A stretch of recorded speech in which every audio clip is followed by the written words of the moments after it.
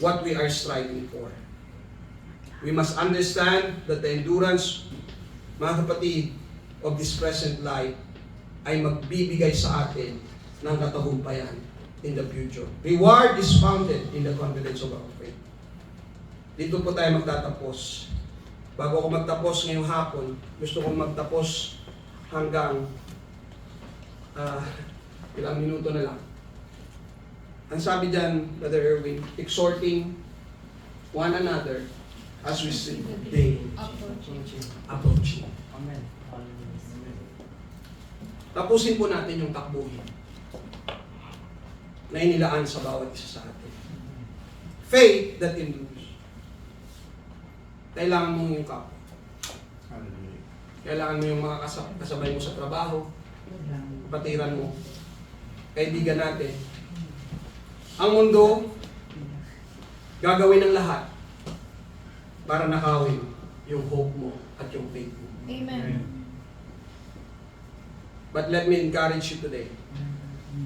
Itingala mo ang iyong mata sa Panginoon. Above your circumstances. Sa buhay na ito. Itingin mo ang iyong pananaw sa Diyos. Father Mar, ano man ang iyong circumstances ngayon, itingin mo lang lagi ang iyong mata sa Panginoon. Looking unto Jesus. Amen. The author And the finisher. and the finisher of our faith. Ano man circumstances mo, bless ka man, or pinagpapalo ka man, may mga problema at pagsubok. Itingin mo lang ang iyong pananaw sa Panginoon. Amen. Perhaps you need to get a glimpse of heaven. Malapit na itong pangako ng Panginoon. Perhaps you need to get, makita natin yung glimpse ng revival. Whatever it is, you need the vision in your mind.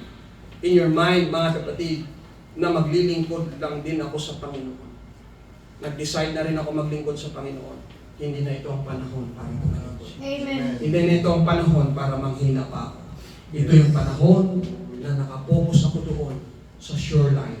Ito yung panahon na kailangan kong pagsumikapang takbuhin ang takbuhin na inilaan ng Diyos sa akin.